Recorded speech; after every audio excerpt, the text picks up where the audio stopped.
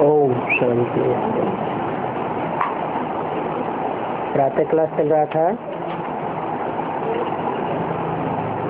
6/9/68 का 30वें पेज की मध्यांश में बात चल रही थी। निवृत्ति मार्ग वाले कब प्रवृत्ति मार्ग सिखला ही नहीं सकते।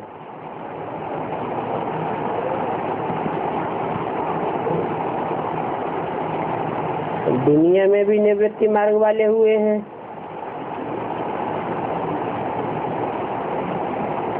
इब्राहिम, बुद्ध, क्राइस्ट से लेकर के जो भी सन्यासी आए वो सब निवृत्ति मार्ग वाले। दुनिया में तो निवृत्ति मार्ग वाले हुए ही, लेकिन ब्राह्मणों की दुनिया में भी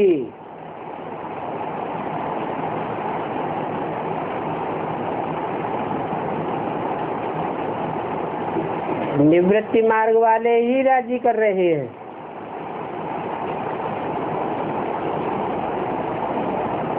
बड़े बड़े गद्दी नशीन हैं।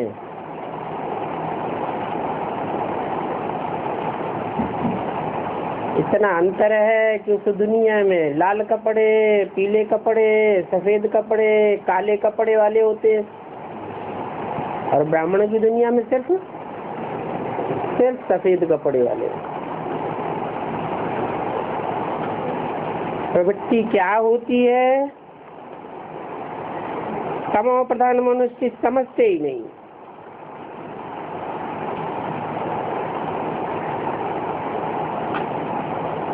सन्यासी कभी भी वैकुंठ की व कृष्णपुरी की बातें सुनाई नहीं सकते।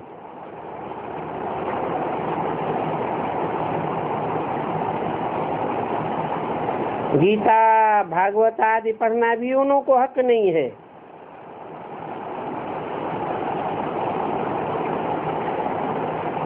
परंतु तमो प्रधान बन गए हैं।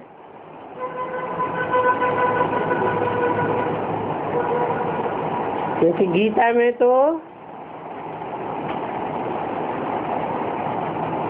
उपदेश है नर अर्जुन को, नारी द्रौपदी को प्रवृत्ति मार्ग का पक्का उपदेश है। नर से नारायण, नारी से लक्ष्मी बनने की और बनाने की गीता है। और वो तो ये लक्ष्य रखते ही नहीं, क्योंकि तमो प्रधान बन गए। आगे तो जंगलों में रहते थे, उनमें ताकत थी।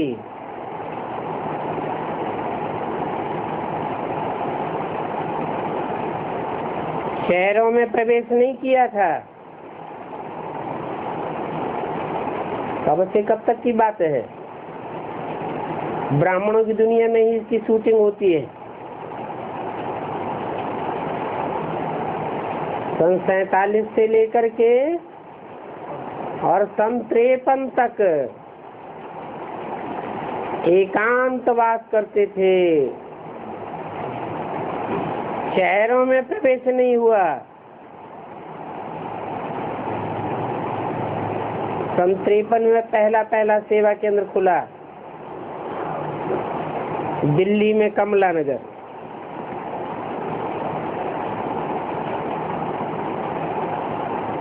तब से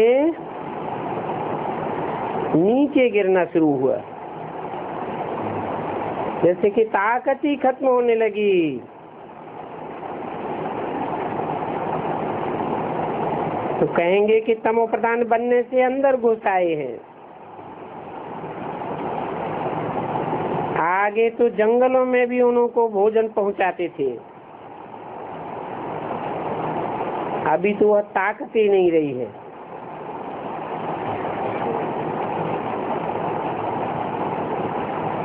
तो भीख मांगने लगे हैं।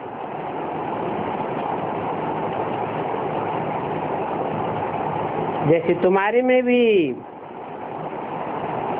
वहां नई दुनिया में राजी करने की ताकत होती है, अभी वो ताकत कहाँ रही? है तो वो ही देवात्मा है, परंतु वो अभी ताकत नहीं रही है, क्योंकि धर्म अधर्म हो गया है। भारतवासियों का असल जो धर्म था वो अभी नहीं है। बाप कहते हैं मैं आकर के धर्म की स्थापना और अधर्मों का विनाश करता हूं।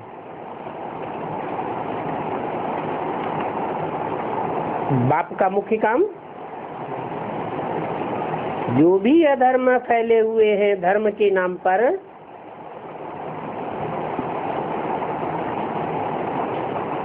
उन सब अधर्मों का विनाश करता हूं।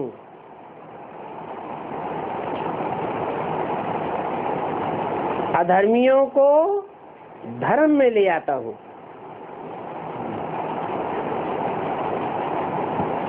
बाकी जो अधर्मी से स्वधर्मी नहीं बनते हैं, रह जाते हैं, वो विनाश को प्राप्त हो जाएंगे।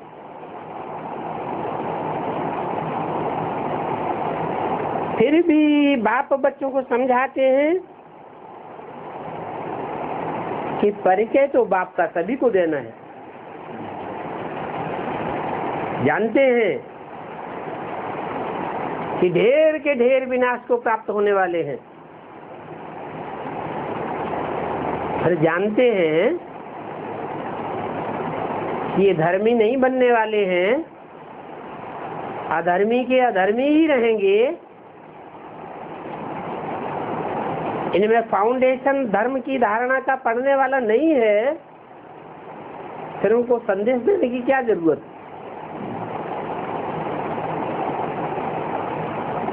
संदेश देने के लिए क्यों कहते हैं?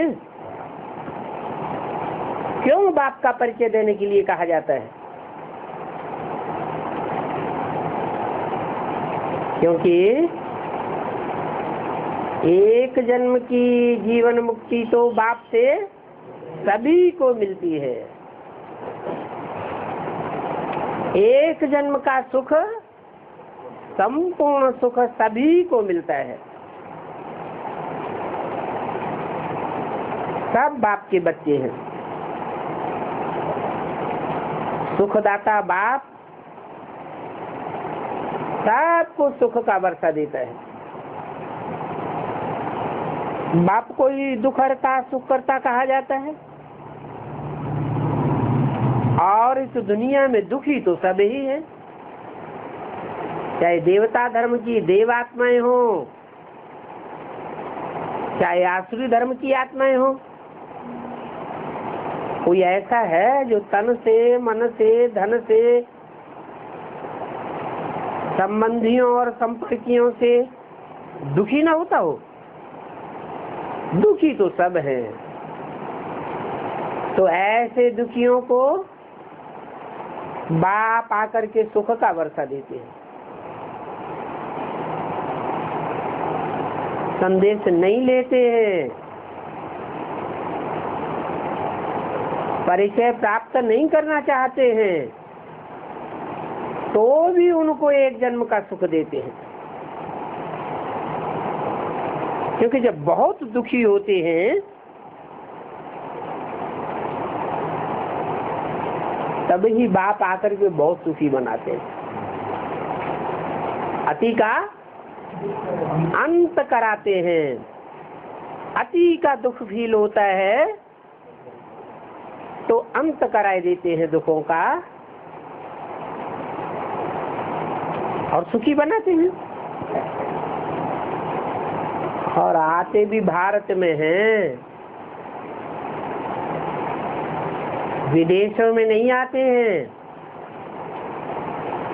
भारत ही अविनाशी खंड है। भारत को ही सचखंड कहेंगे। सत्य का कभी विनाश नहीं होता है। बाप भी सत्य है, आते भी सचखंड में है, विनाशी खंडों में नहीं आते हैं। ये बना बनाया खेल है,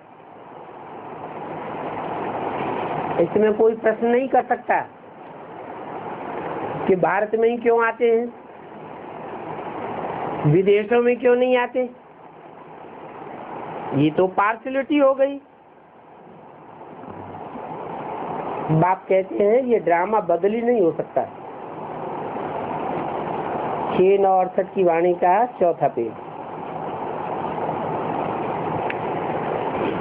कोई विधर्मी ये कहे,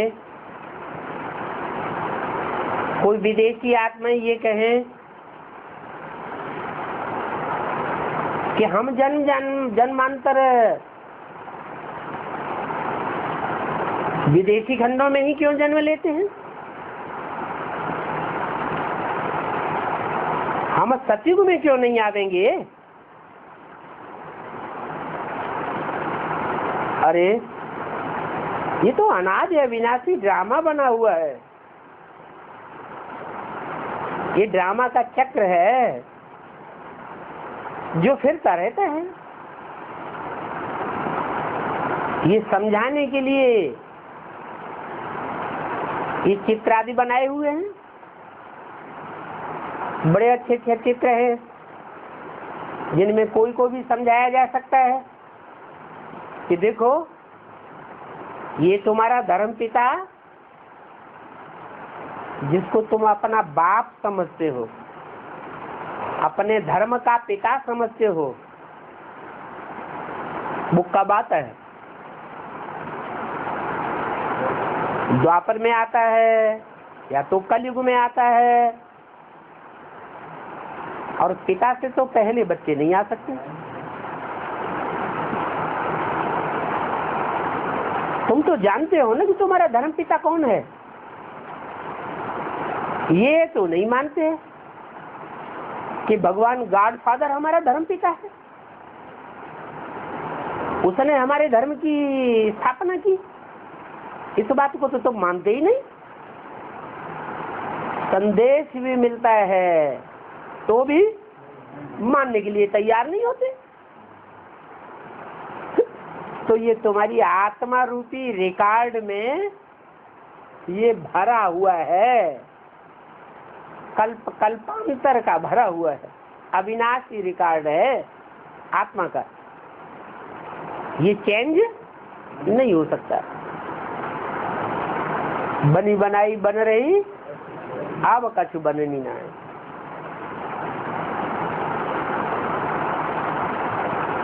तो ऐसे सभी नहीं कह सकते कि हम सतयुग में क्यों नहीं आवेंगे।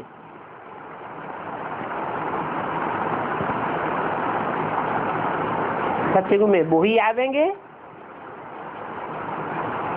जो सत्य बाप की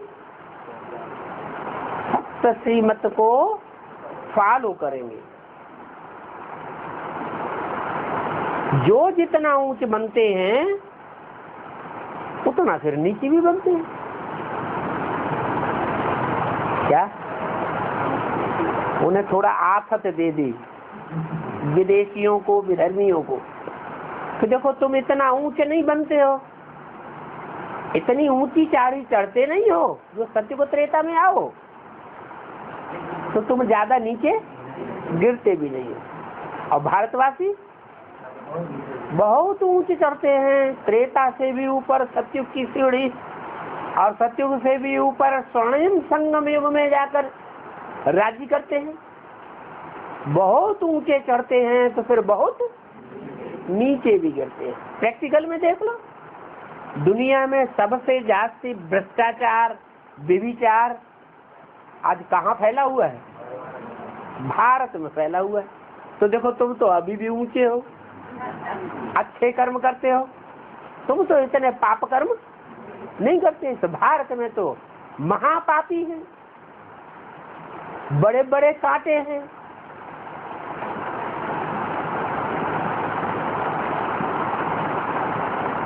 बड़े बड़े जो साहूकार थे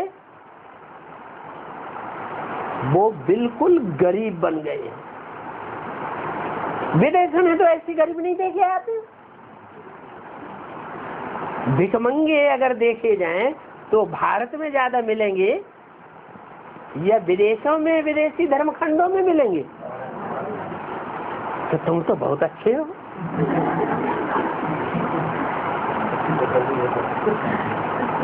माने किसी को दुख इस तरह समझाना है जो किसी को दुख फील न हो।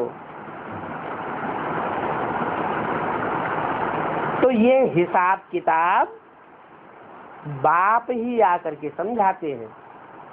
क्या? ये सारी सृष्टि गुण दोषमयी है। ऐसे नहीं कि गुण ही गुण भरे हुए हैं हर आत्मा रूपी रिकॉर्ड में। गुण भी है तो अवगुण भी है। दुनिया की ऐसी कोई चीज नहीं जिसमें गुण ही गुण हो अवगुण न हो। अवगुण भी है तो गुण भी होते हैं। नारायण वाली आत्मा का शास्त्रों में कितना गायन है। जब नारायण बनता है तब दुनिया में हर मनुष्य मात्र की ग्लानि की है। हर एक 33 करोड़ देवता की ग्लानि की गई है। भगवान की भी ग्लानि करते हैं, लेकिन नारायण की कोई ग्लानि नहीं है। वो नारायण की भी एक जन्म की ग्लानि नहीं है। क्या? एक जन्म में तो 16 कला संपूर्ण और बाकी जन्मों में तो नीचे गिरता है ना। आखिरी जन्म में कितनी ग्लानि की है। बाप कहते हैं मेरी जितनी ग्लानि की है उतनी और किसी की ग्लानि नहीं की है। ग्लानि किसकी होती है? निराकार की कि साकार की? साकार के गुण भी गाए जाते हैं और साकार के अवगुण भी गाए जाते हैं। सन्यासी लोग तो इन बातों को समझते नहीं है।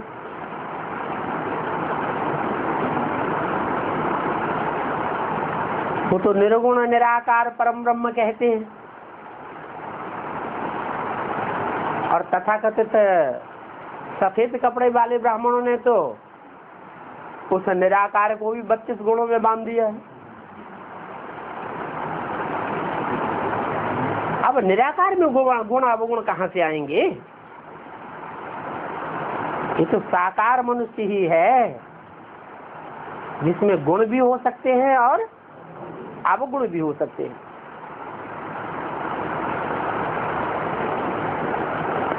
तो अंतिम जन्म में वही नारायण वाली आत्मा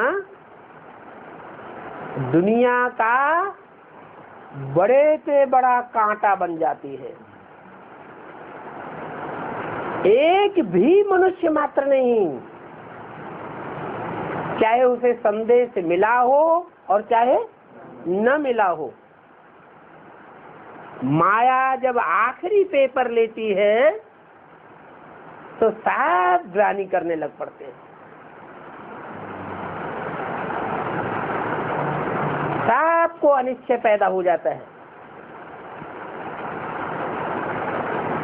सब अनिश्चय बुद्धि विनश्यते, माने जो विश्व की बादशाही का पद लेना चाहिए वो पद विनाश हो जाता है। बिना निश्चय के विनाश हो जाता है। अगर निश्चय अंत तक 100% अटूट रहे तो विश्व की बादशाही प्राप्त नहीं करेंगे,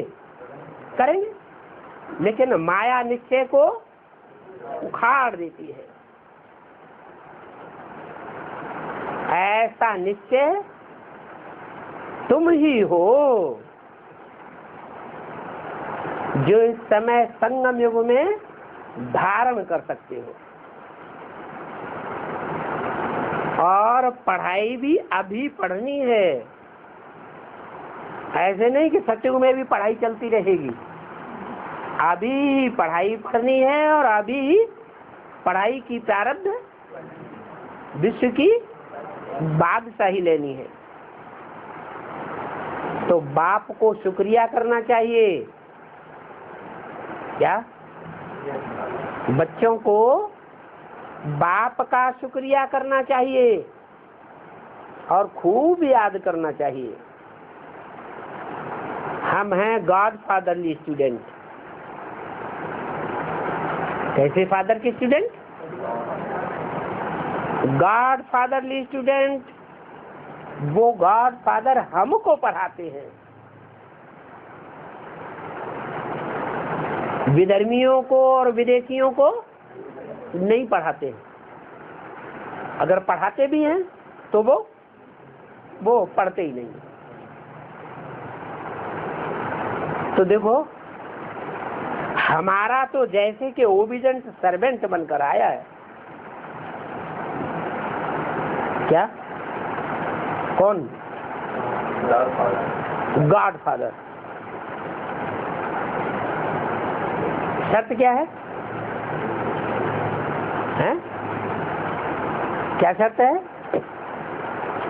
शर्त है कि हम भी आज्ञाकारी, वफादार, फरमानबरदार और ईमानदार बच्चे बन के रहे।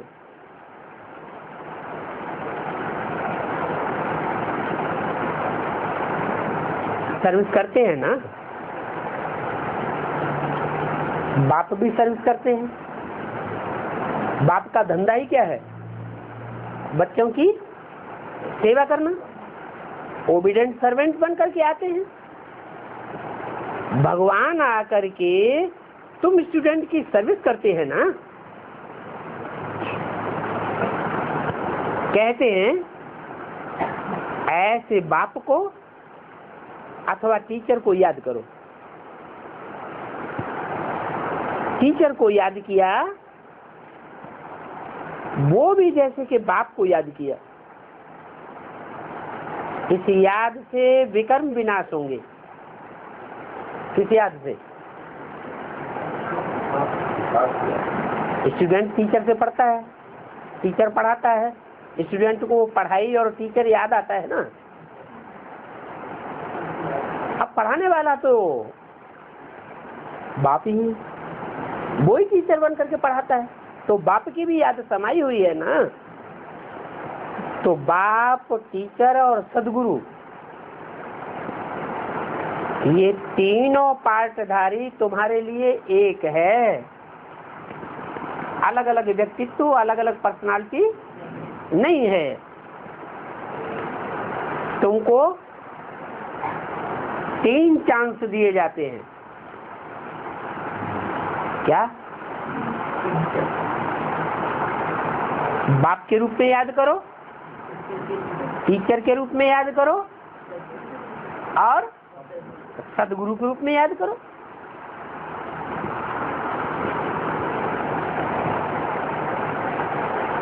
बाप को नहीं याद कर सकते हो तो टीचर को याद करो जो पढ़ाते हैं।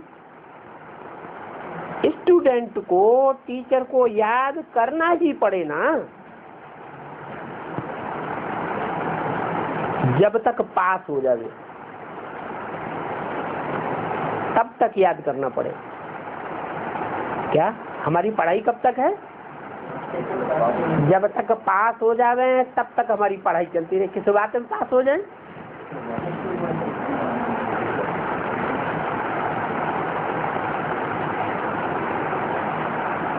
कब तक पढ़ाई पढ़ते रहेंगे?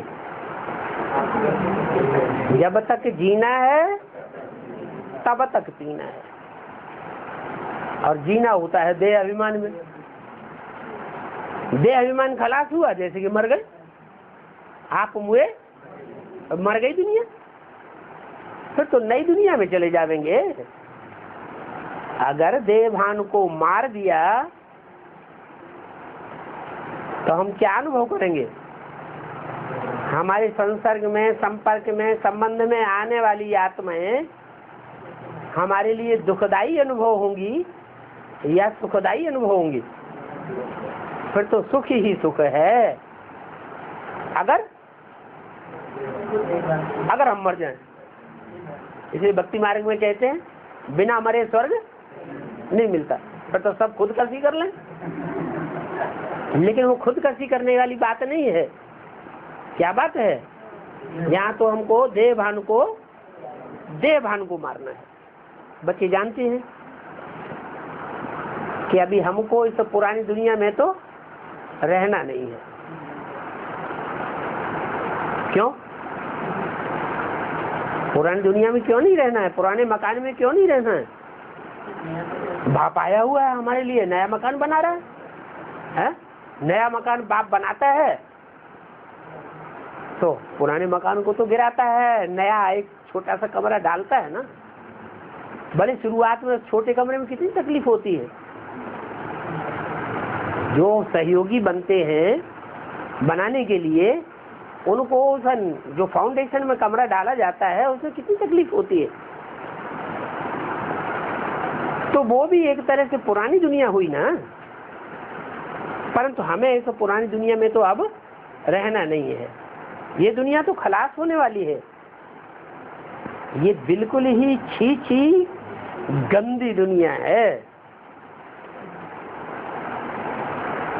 ऐसे वैराग दिलाते हैं, अपरम अपार इसमें दुख है। कोई कहते हम तो अभी बड़े सुखी हैं, कहाँ दुख है? अच्छे अच्छे महल हैं, महाड़ियां हैं।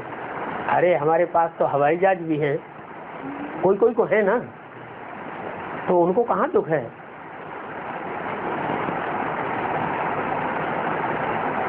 कहाँ अपरम अपार दुख है? अगर नहीं है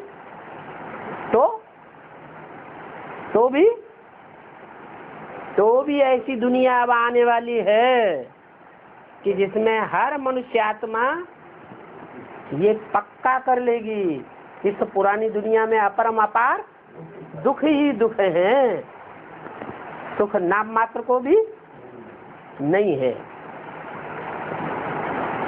छोटेपन में मर जाना, बीमार रहना, ऑपरेशन कराना, बच्चा पैदा हो तो पेट चीर करके निकलवाना, कितने अथाह दुख है। वहां फिर अपरम अपार सुख होते हैं, जहां दुख का नाम निशान नहीं होता। अभी तुम अपरम अपार सुख और अपरम अपार दुख दोनों को जानते हो।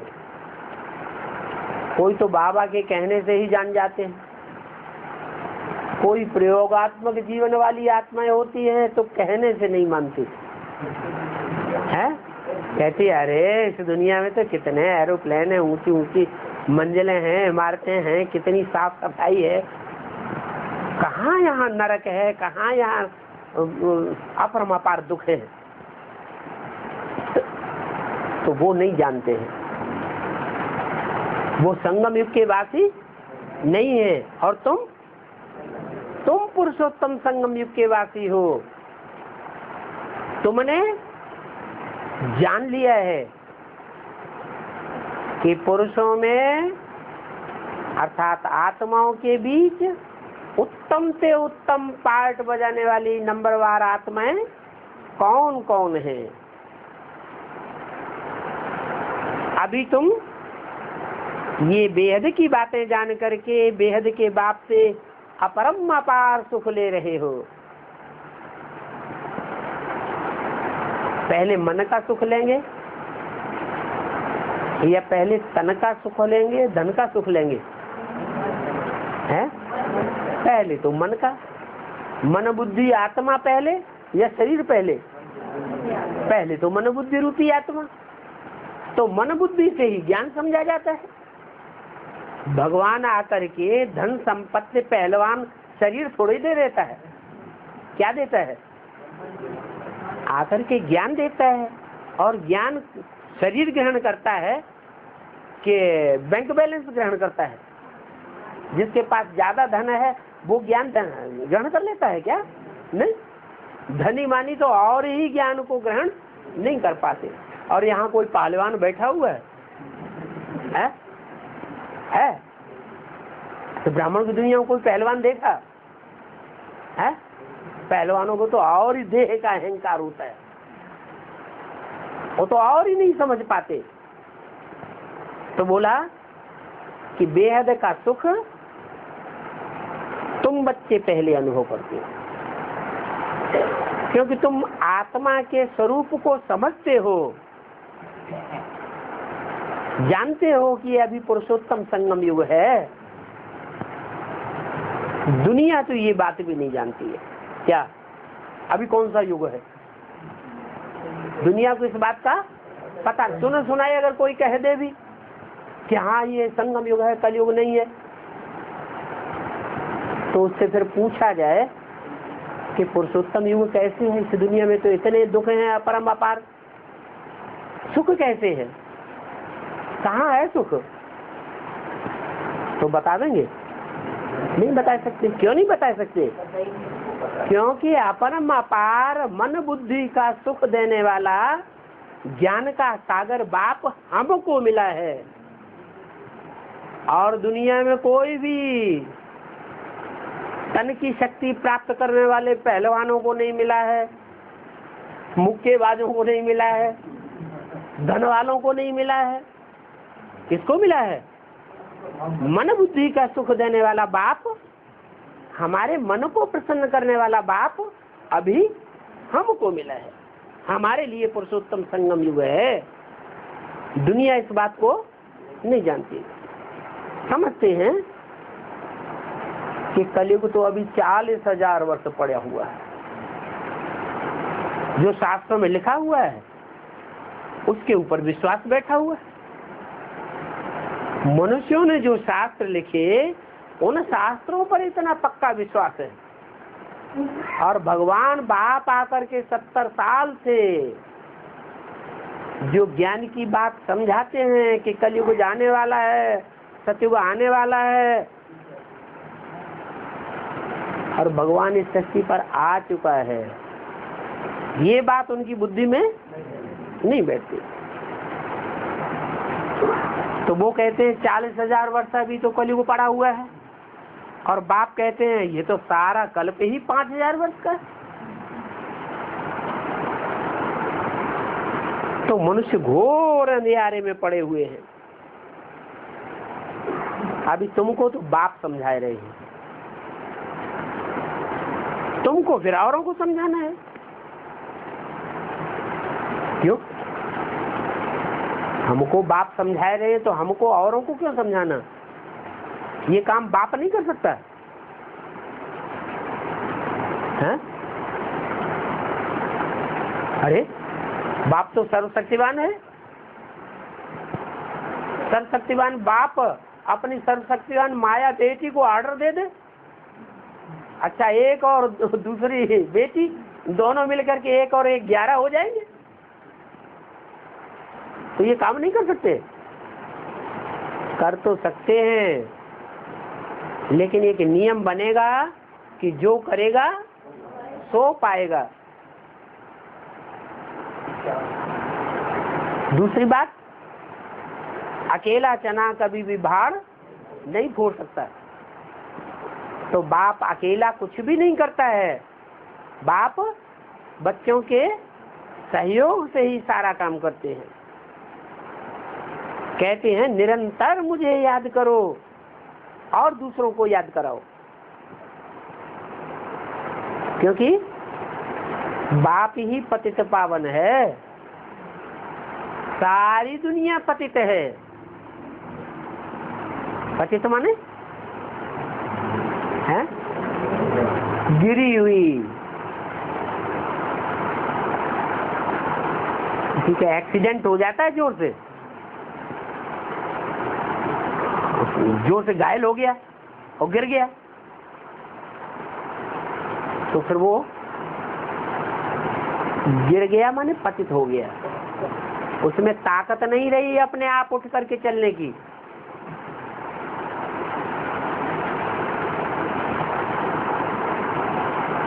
तो तुम ऐसे पतित हो कि जिसको दुनिया में कोई नहीं उठा सकता।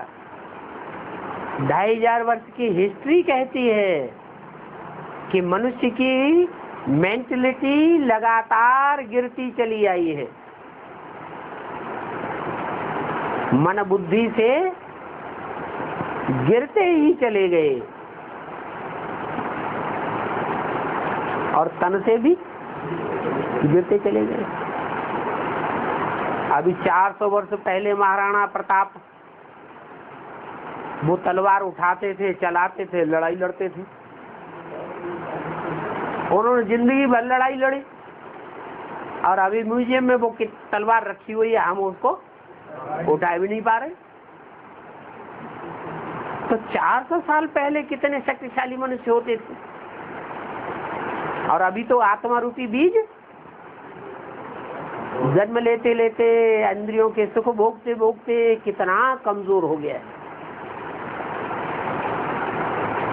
जैसे दुनिया में खेती में बीज बोते हैं ना, तो वो बीज नई किस्म का जो बीज आता है वो पहली बार बोया जाता है, बहुत पावरफुल फसल देता है।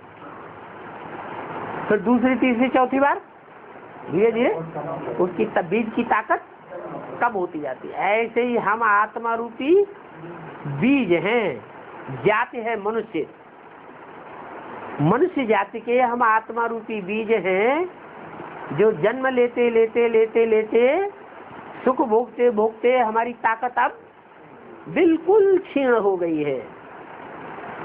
इतनी ताकत क्षीण हो गई है कि हम इंद्रियों से ज्यादा सुख भी नहीं भोग सकते। तो ऐसी पतित आत्माओं को बाप आकर के समझाते हैं, कहते हैं मैं पतित पावन हूँ, मैं पतितों को पावन बनाने वाला हूँ। बीज को सुधारा जाता है ना,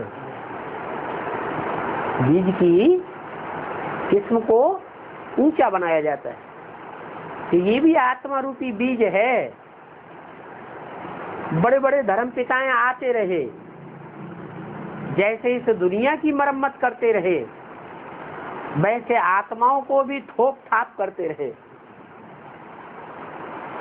नया बीज नहीं बना पाया। आत्माएं सब दिन ब दिन नीचे ही गिरती चली गई जन्म जन्मांतर।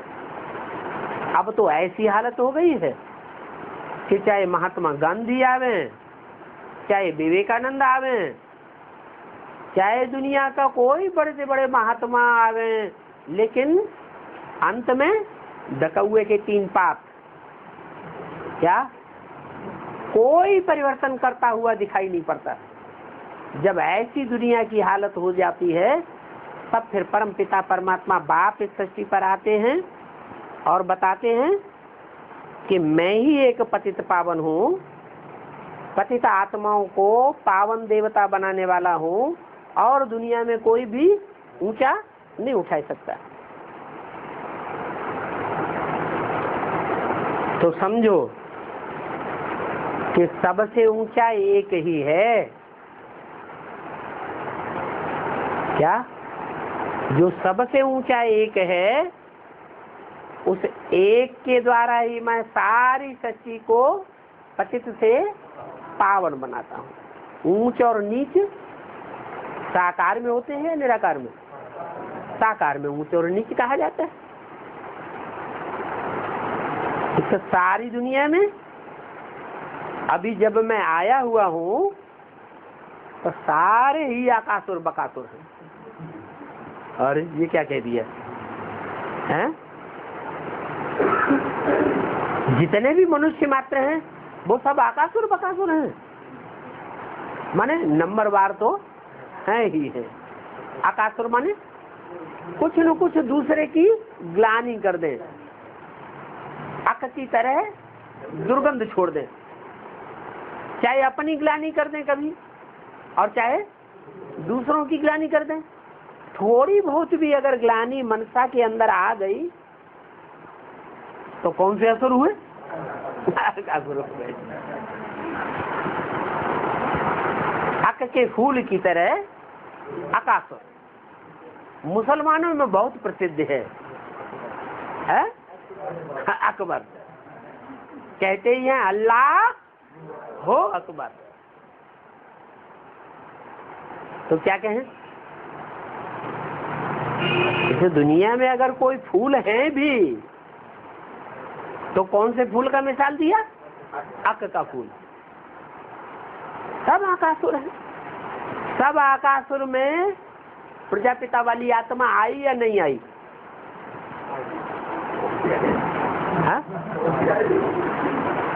प्रजापिता जो मनुष्य सृष्टि का बाप है इस सृष्टि में है या मौजूद नहीं है? है। तो वो आकासुर की लिस्ट में है या नहीं है? है। कोई कहेगा देखो अपने बाप को क्या कहता है।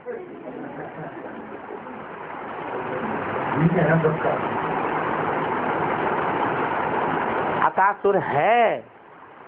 अगर न होता तो मुसलमान क्यों याद करते अल्लाह हो अकबर? जैसे हिंदू लोग कहते हैं, शिव के साथ किसका नाम जोड़ देते हैं? शंकर का नाम जोड़ देते हैं। क्यों? अरे शिव भगवान है, अल्लाह है, उसके साथ शंकर का नाम क्यों जोड़ दिया?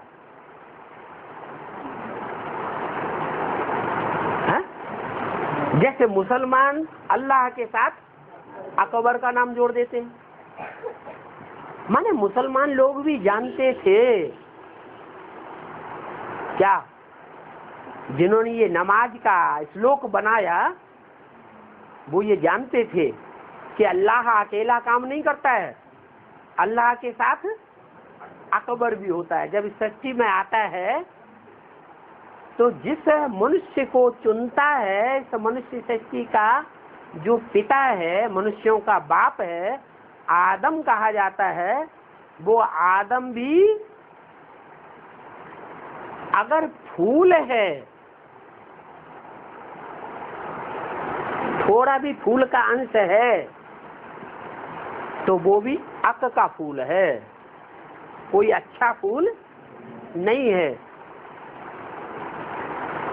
और वो अक के फूलों में वर श्रेष्ठ फूल है, इतना कह सकते हैं। बाकी ऐसे नहीं है कि उसमें अक के फूल का कोई अवगुण दुर्गंध न हो। ऐसा तो इस मनुष्य सृष्टि पर कोई भी मनुष्य मात्र नहीं है।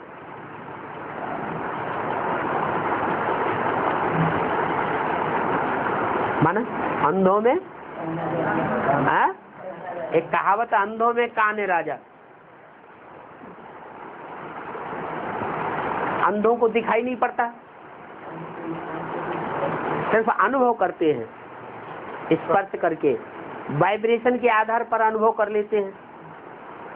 जैसे धृतराष्ट्र को दूर से आता हुआ कोई पदचाप करता हुआ सुनाई पड़ जाता तो जान ले ये आदमी आ रहा है,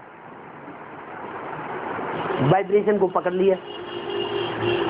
तो ऐसे ही अंधों के बीच में कान राजा हैं। वो आंख भी झुंझर है, झुंझला दिखाई देता है।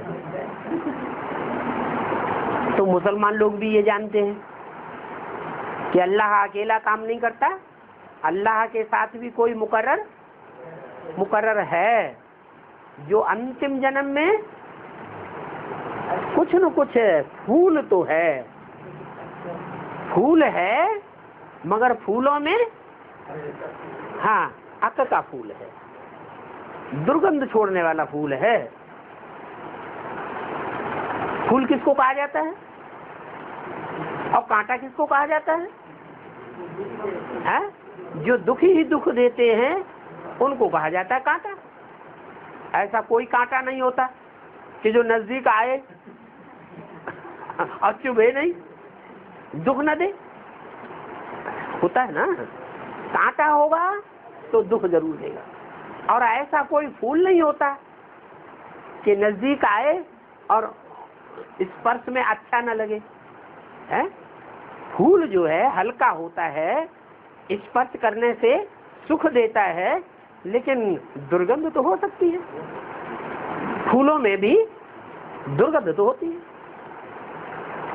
तो ऐसे फूलों में भी जो श्रेष्ठ फूल है उसका नाम मुसलमानों ने रखा अकबर, और हिंदुओं में उसका नाम शिव के साथ शंकर नाम रख दिया। दोनों की विशेषता भी बता दी। क्या? हिंदुओं में नाम जो रखा है शिव शंकर, तो साथ में कहते हैं भोले भाले। शिव का नाम पहले, शंकर का नाम बाद में, फिर टाइटल लेते हैं भोले भाले। कौन है भाले? शिव तो भाला नहीं है। छोटा मोटा कांटा होता है तो उसे बाण कहेंगे, कांटा कहेंगे, लेकिन बड़ा कांटा होता है तो कहते हैं भाला। तो शिव है भोला और शंकर हुआ बड़े से बड़ा भाला।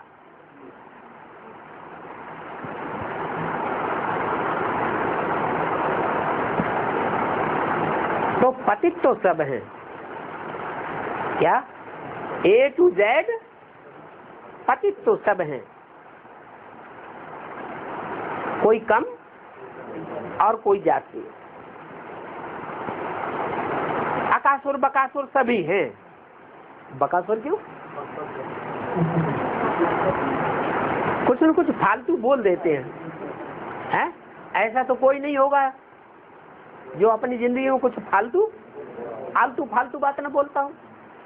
आलतू फालतू बात बोलने से वातावरण खराब होगा, अच्छा बनेगा? खराब भी बनेगा। आलतू फालतू बात एक बोलेगा तो एक को देख करके दूसरे भी बोलेंगे। अब देखो ये सीढ़ी निकली माया सभ्यता वाली, इसका अर्थ न जानने के कारण आलतू फालतू बात हो गई ना। अब जो सुनता है सो उसको दूसरों को सुनाने लग पड़ता है।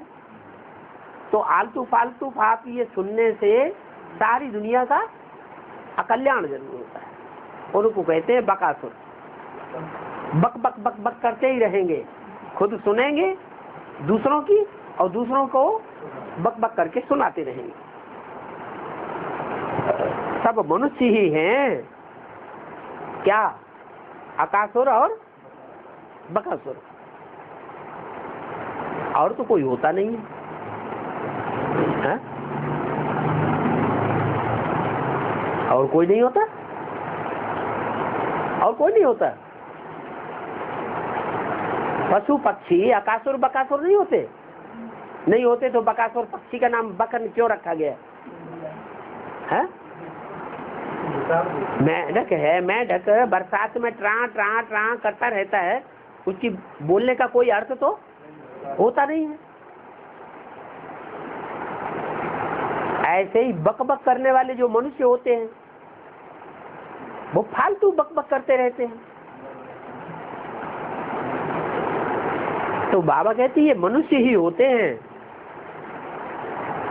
भक्ति मार्ग में जो 84 लाख योनियां बताई दी है मनुष्य की, वो कोई मनुष्यों की योनियां नहीं है। मनुष्य नहीं कोई 84 लाख योनियों में जाते हैं। वास्तव में ये मनुष्यों के टाइटल हैं जो पूरे 84 जन्म लेते होंगे, वो फिर 84 लाख योनियों में भी जाते होंगे। 84 लाख योनियों जैसे कर्म करते हैं, बाकी ऐसे पशु पक्षी नहीं बनते, मनुष्य ही होते हैं, और कोई होते नहीं है। द्रौपदी ने पुकारा, हमको दुशासन नंगन करते हैं।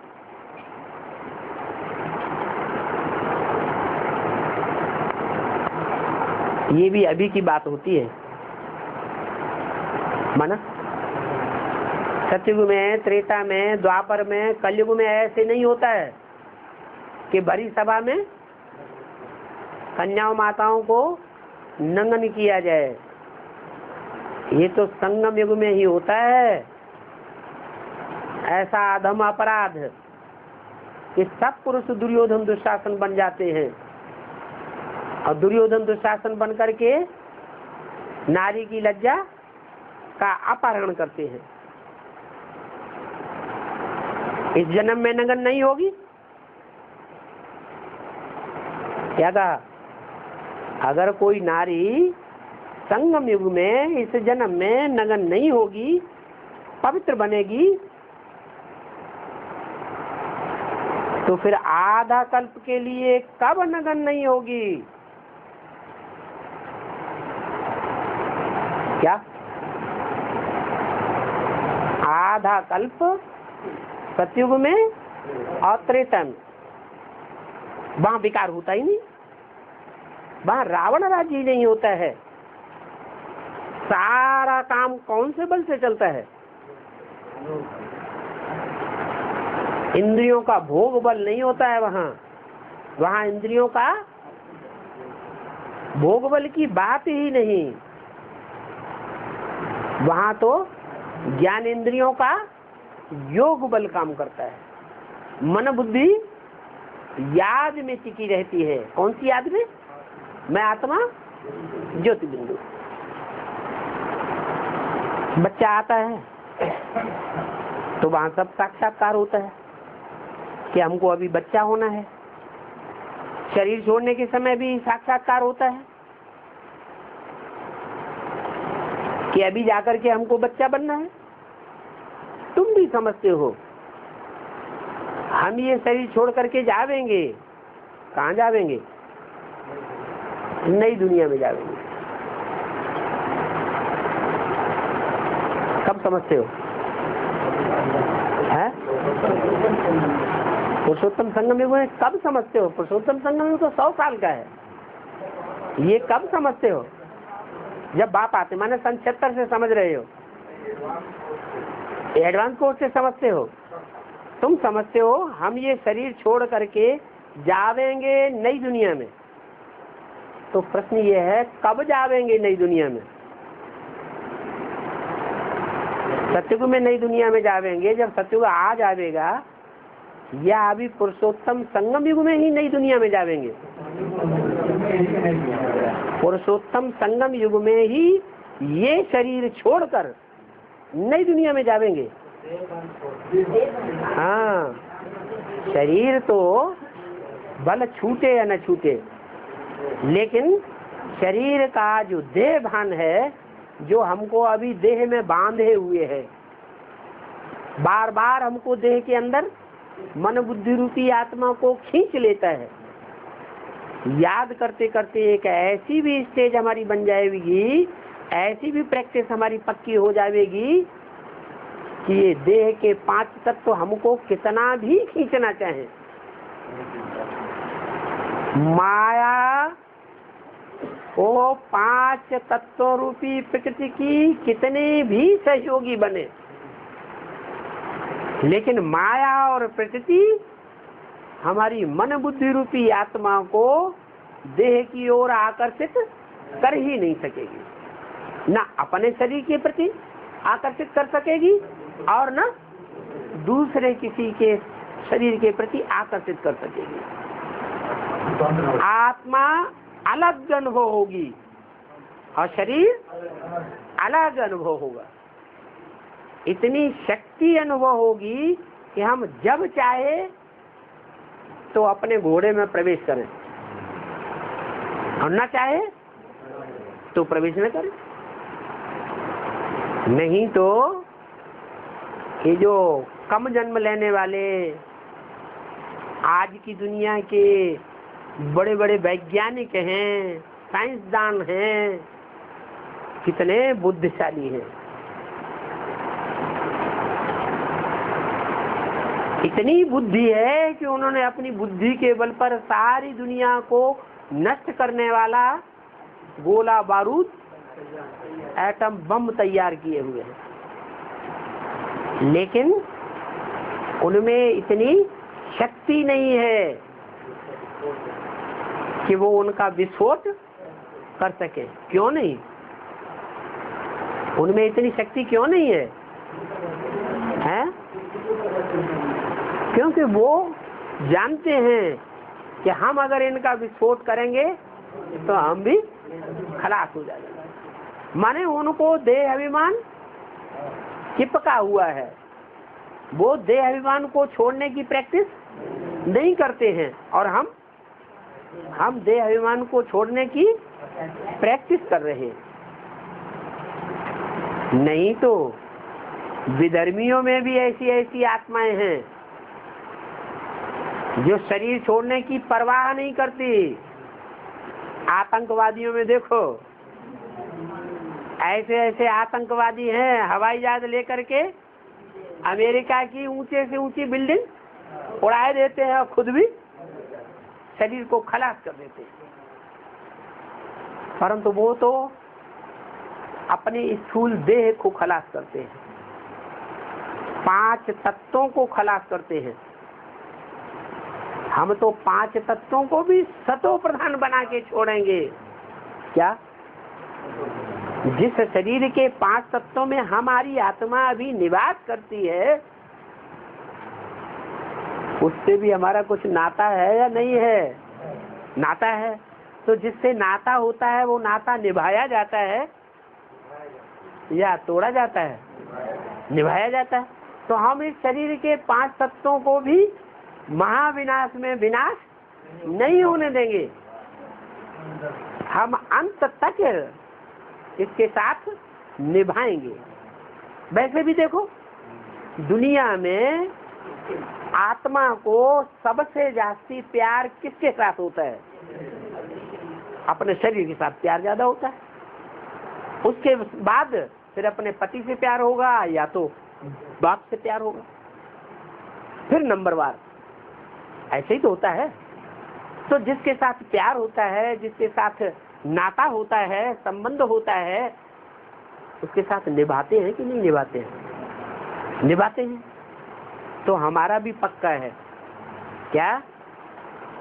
इस जन्म में इस शरीर के साथ हमारा जो नाता पक्का जुड़ा हुआ है, हम इस शरीर को भी महाविनाश में छूटने नहीं देंगे, विनाश नहीं होने देंगे, विकृत नहीं होने देंगे, हम इसका बाल बांका भी नहीं होने देंगे।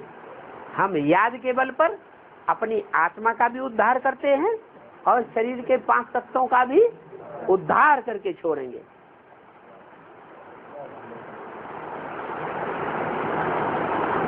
तब कहेंगे हम नई दुनिया में जाएंगे।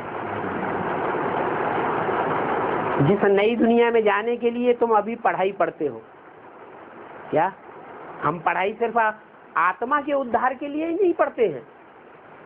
आत्मा के साथ साथ ये प्रकृति जो है 5 तत्वों वाली, जो जड़त्व बुद्धि वाली है, जो ज्ञान को नहीं समझती है, इस प्रकृति का भी हम उद्धार करेंगे। प्रकृति के 5 तत्वों को भी सतो प्रधान बनावेंगे। जब तक इन 5 तत्वों को सतो प्रधान नहीं बनाया है, तब तक हम अपने को विश्व विजयी नहीं कह सकते। तो देखो, जितना तुमको इस पढ़ाई पर निश्चय है, क्या ये पढ़ाई है, अंधश्रद्धा अंधविश्वास की बात नहीं है। दुनिया में भी पढ़ाई पढ़ते हैं, डॉक्टरी करो, इंजीनियरिंग करो, बैरिस्ट्री करो, तो श्रद्धा विश्वास अंदर पक्का बैठा हुआ है ना कि हम पढ़ाई पढ़ेंगे तो डॉक्टर इंजीनियर बनेंगे। इसी जन्म में बनेंगे, अगले जन्म में बनेंगे। भक्ति मार्ग में तो अंधश्रद्धा सिखाई जाती है।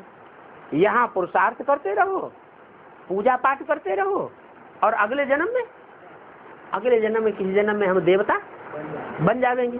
लेकिन ये तो अंधश्रद्धा हो गई।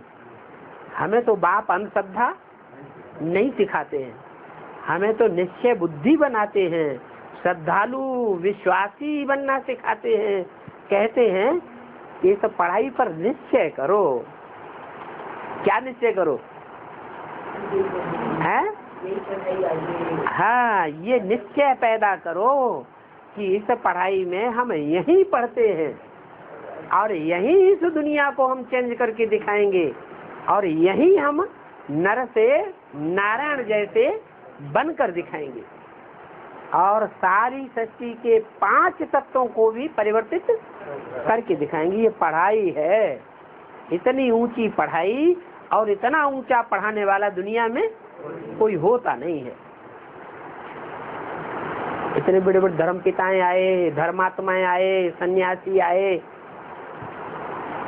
सबने आधीन बनना सिखाया या स्वाधीन बनना सिखाया? सबने आधीन बना दिया। अभी बाप आए हैं, कहते हैं मैं तुमको राजाओं का राजा बनाता हूँ। क्या राजा किसी के अधीन नहीं होता?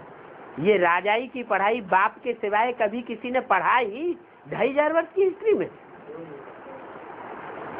छोटे बड़े राजाएं तो बहुत हुए, फिर ये किसी ने नहीं पूछा कि इनको ये कंट्रोलिंग पावर किसने सिखाई, ये कंट्रोलिंग पावर किसने दी? अरे कोई ने तो सिखाई होगी, कोई ने तो दी होगी, किसी को पता ही नहीं। अभी बाप आकर हमको सारी नॉलेज दे रहे हैं।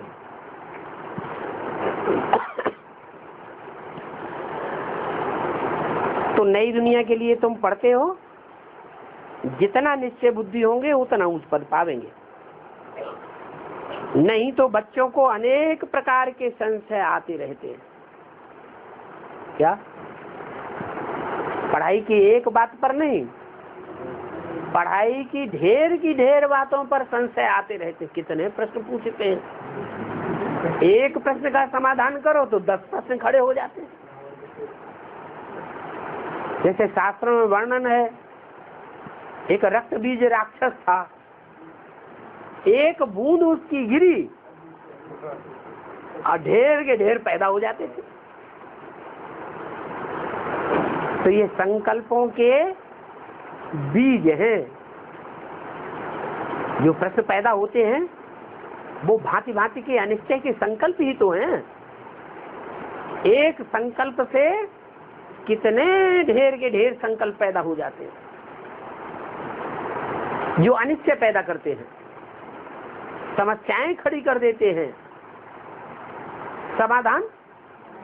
समाधान नहीं, बाप आकर सबका समाधान करते हैं। कहते हैं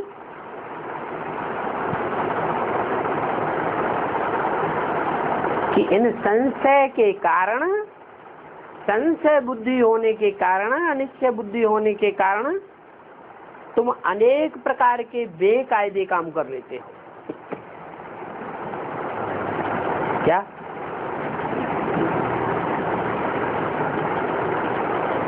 कोई न कोई संशय आता है, कोई न कोई अनिश्चय पैदा होता है, और अनिश्चय के पीछे ऐसे नहीं कि हमारे मनसा तक सीमित रहता है। मनसा से वाचा में आता है, और वो वाचा में आया हुआ हम दूसरों को सुनाते हैं, दूसरों को सुनाते हैं। वाइब्रेशन खराब होता रहता है। बाप के प्रति, ड्रामा के प्रति, अपनी आत्मा के प्रति अनिश्चय पैदा होता रहता है, और अंजाम क्या होता है? अंजाम क्या होता है? हमारा पद नीचे होता जाता है। पद नीचा कब होगा? प्रैक्टिकल कर्म करने से पद नीचा होगा, या सिर्फ मनसा से सोचने से पद नीचा होगा? जो अंदर संशय आते हैं वो हमसे बेकायदे कर्म भी करा देते हैं। खान पान आदि की फिर परहेज भी नहीं रखते। संशय पैदा हुआ, अरे खाओ कुछ नहीं होता है, ऐसा वैसे ही है। भगवान की बातें हैं। मांसाहारी देवता तो होते नहीं। देवताएं जो हैं, जो देवात्मा बनने वाले होंगे, वो मांस का आहार करने वाले तो होते नहीं हैं। पुरुषार्थ तो करना होता है देवता बनने के लिए, प्रैक्टिस तो करनी होती है। पुरुषार्थ ही नहीं करेंगे, खुला खान पान छोड़ देंगे, खुला रहन सहन छोड़ देंगे, खुला संग का रंग लेने लगेंगे, तो ऊंच पद थोड़े ही पा सकेंगे। तुम समझते हो, अंदर से ये भी समझते हो कि फलाना ब्राह्मण या फलानी ब्राह्मणी ऊंच पद पावेगी, हैं?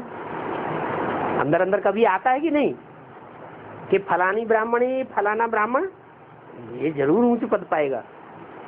अंदर समझ आती है कि नहीं है? आती है। जानते हो कितनों को आप समान बनाते हैं।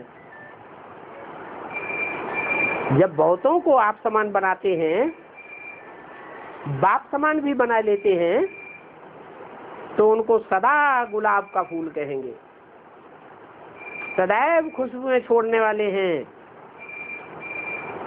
कोई आप समान नहीं बनाते हैं तो प्रजा क्या बनेगी? कोई तो बहुत साहूकार बन जाते हैं, इतना ज्ञान धन दाम देते हैं कि बहुत ऊंचे साहूकार बन जाते हैं। कोई बहुत गरीब बन जाते हैं, माने कोई को कुछ ज्ञान सुनाते ही नहीं। ये सभी कर्मों का फल है। तुम्हारा भी कर्म का फल होगा ना भविष्य में। ये सब कर्मों की गुह्य गति, कर्म अकर्म विकर्म क्या होता है, ये बाप ही समझाते हैं। अभी तुम बच्चों को ये पैगाम देना है बाप का, बेहद के बाप को याद करो, तो याद करते करते बाप के पास चले जावेंगे। नहीं तो अगर जन्म जन्मांतर बाप के साथ जन्म लेना है, रहना है, तो क्या करो? बाप को याद करो। नहीं तो बाप के पास रहेंगे कि दूर रहेंगे? नहीं तो जन्म जन्मांतर के लिए बाप से दूर रह जावेंगे। अंत मते सो गति हो जाएगी। बेहद के बाप से स्वर्ग का 21 जन्मों का वर्षा ले न सकेंगे। 21 पीढ़ी अर्थात बुढ़ापे तक इस पढ़ाई से काल नहीं खावेगा। 21 पीढ़ी तक काल नहीं खावेगा। वहां मृत्यु का आवाज भी नहीं होता है, सिर्फ शरीर बदलना होता है। कुमार अवस्था को सत्व प्रधान अवस्था कहा जाता है, बूढ़े को कहेंगे तमो प्रधान। बाप जो समझाते हैं वो फिर औरों को समझाना है। समझावेंगे नहीं तो कम पद हो जाएगा। जब तुम बहुत हो जावेंगे तो लंबा लंबा टाइम किसी को बैठ कर थोड़ा ही समझावेंगे। जब तुम्हारी संख्या ज्यादा हो जाएगी तो तुमको लंबा लंबा नहीं समझाना पड़ेगा, सिर्फ मैसेज देते रहेंगे, फिर वो अपने आप दौड़ने लगेंगे। अभी थोड़े हो तो तुमको कितना टाइम देना पड़ता है। झाड़ भी पहले छोटा होता है, फिर धीरे धीरे बढ़ता जाता है। उसकी टहनियों में, उसके तने में ताकत आ जाती है, तो दिन दूना रात चौगुना बढ़ता जाता है। जब तक सूर्यवंशी चंद्रवंशी दोनों तैयार न हो, क्या, तब तक लड़ाई लग नहीं सकती। सूर्यवंशी भी चाहिए और चंद्रवंशी भी चाहिए। दोनों की राजधानी का फाउंडेशन जब तक नहीं लगा है, तब तक लड़ाई नहीं लगेगी। तैयार हो जाते हैं तो लड़ाइयाँ शुरू हो जाती है। अच्छा, मीठे मीठे सिकिल रूहानी बच्चों को रूहानी बाप दादा का याद प्यार गुड मॉर्निंग। रूहानी बच्चों को रूहानी बाप की नमस्ते।